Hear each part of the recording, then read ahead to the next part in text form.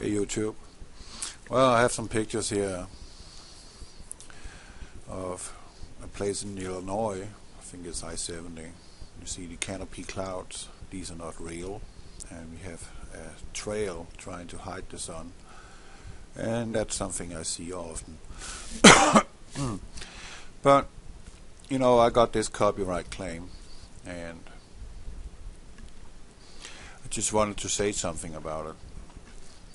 I had a little back and forward talk with the claimant, and he wanted $500 for the license, and I could keep the video on my channel and have it reimbursed back to normal. And then I was just thinking in my head, you know, L.A. Marzulli is a pretty wise man, know a lot, especially when it comes to scriptures and the end times. And I'm thinking, you know, the elite, as they call themselves, they are making a buckload of money on people's misery. They even make money when things are going bad, meaning, let's say, bank crash. They will still make money on the way down, and you and I would just be rendered completely poor.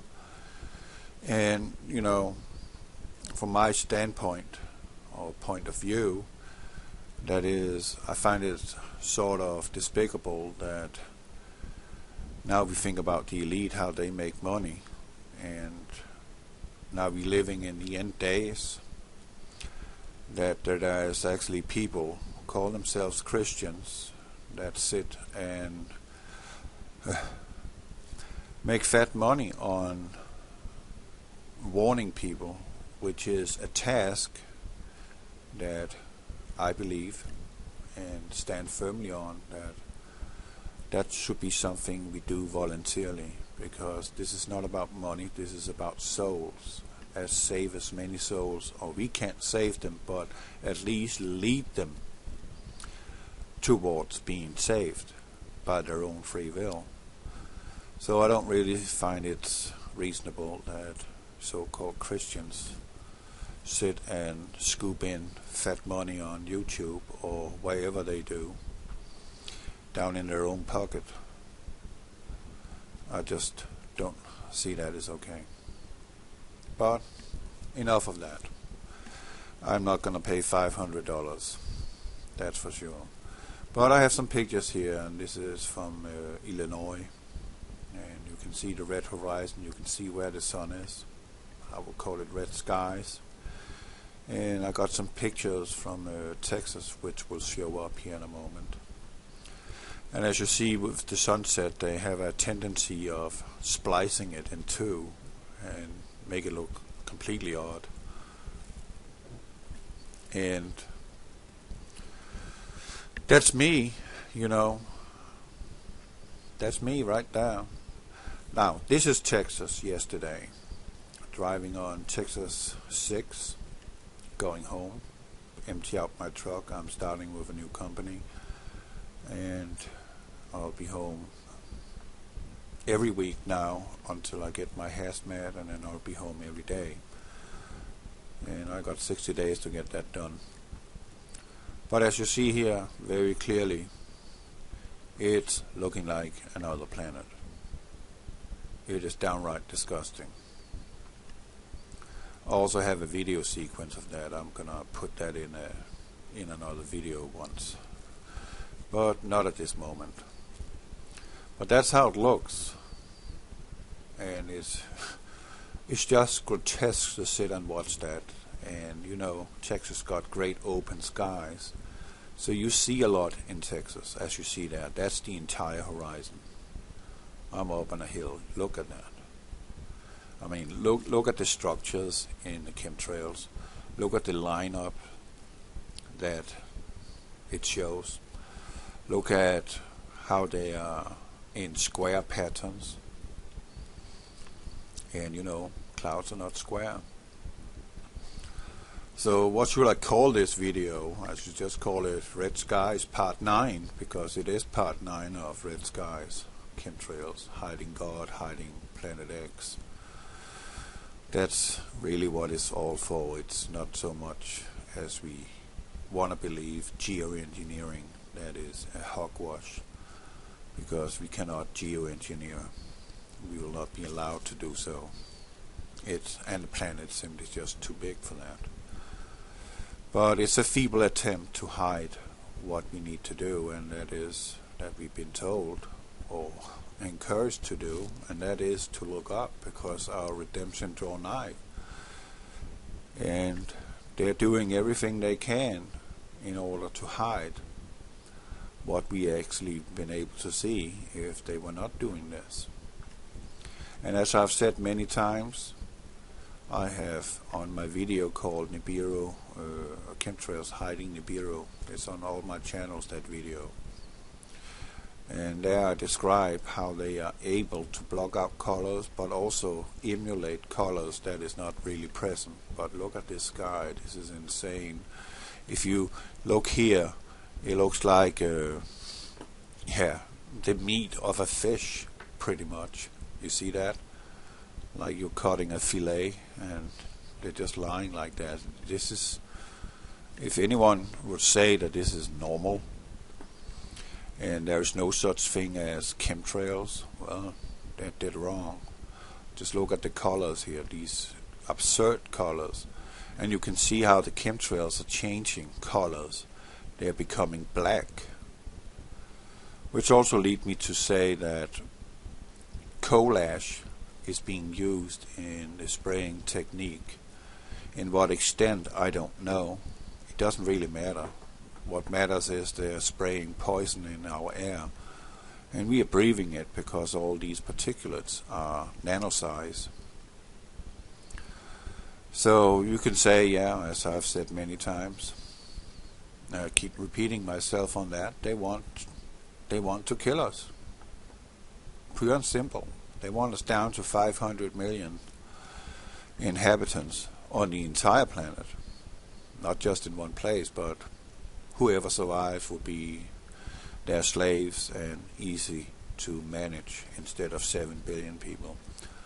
And we got 7 billion people on this planet that can't get their head out their butt and stand together and say no to this power structure, which will be pretty simple. I mean, if we said no, all of us, what would they do? They will have to run to their bunkers. And we will sit and wait until they will have to come out. Or they can stay down there and starve to death. Because they're starving us to death financially. They are poisoning our food with all kinds of additive. They're changing the DNA formula in our food. They're poisoning our sky. They're poisoning our drinking water. So everywhere you go, you're pretty much poisoned. And what does it help that we are living off the land, having our own garden, and eating organic food, when all these heavy metals is raining down on us? And it's from the top to the bottom in our atmosphere that we are bathing in particulates 24/7. And the problem with these nanoparticulates we have in our atmosphere, now they go to recycle, that is, there are no filters, not even military grade filters are able to filter out these particulates in order to protect us against these metals that is hovering in our atmosphere. It's impossible. And that's something the US military industrial complex know about. That is, they don't have any filters that can protect them against nuclear fallout in their equipment, their tanks, their vehicles. They can't do that. So for them to drive around out in the field after a little nuclear exchange that we will look forward to in World War III when that kicks off, there is no protection, only underground. But still they will have to need oxygen down there, and where will they have to suck the oxygen from? Well, that will be from above, unless they can produce it themselves, which pretty much think they can. Honestly, I think they can. Maybe they will use water and derive the oxygen from the water by chemical process or electrical process, dividing the hydrogen from the oxygen molecular structure. That water is H2O. I think that's possible, and I think that's exactly what they would do. And maybe some of all those big caverns that they have been digging out, they are actually putting water in them for reservoir, for them to drink, cook, bathe, having a nice little, one-bedroom apartment each. And they will have all the commodities that we don't have. They're already prepared for that. But we know they will, in the end, call upon the rocks to fall upon them, to hide them from the wrath of our Lord. So these people that think that they have some sort of shot on the future, living down there, they're greatly mistaken. They will never see the daylight again, because they will be buried down there. Because all the mountains will be moved out of this place. We will have a so-called pole shift, and we're already having pole shift taking place. I read a comment that the compasses are up to 46 degrees off, and I would say that's considerable. And what was it? I think it was in 2012 that certain places, certain airports, especially Florida, that they had to rename their landing strips, takeoff strips, and reconfigure their GPS system in order for the airplanes to be able to find the airport in Florida. So there is a magnetic migration taking place, and Isaiah is pretty clear on that one, and that is the earth will go to and fro like a drunkard. It will be removed, it will fall over, and it will never rise again. So, and never, meaning it will never happen again. So it's not a cycle that is continuous.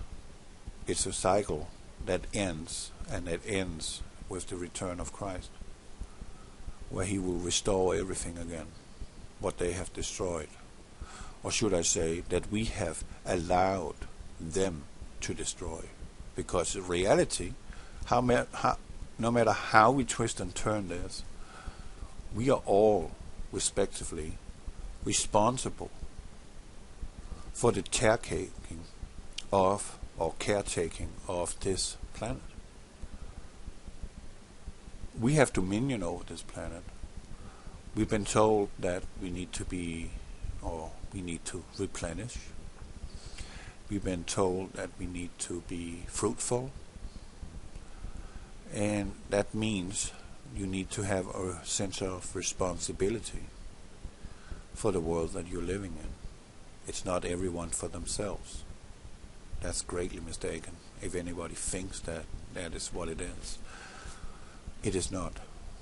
It is a common responsibility, a joint responsibility.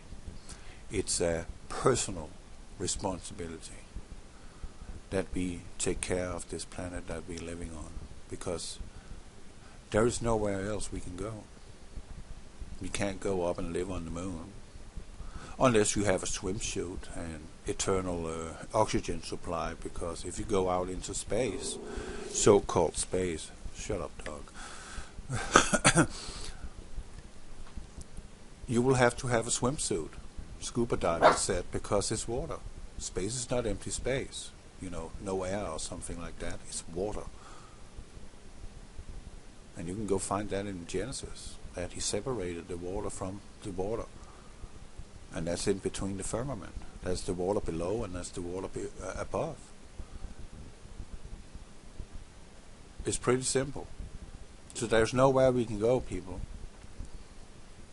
So we need to take care of our planet while we're here.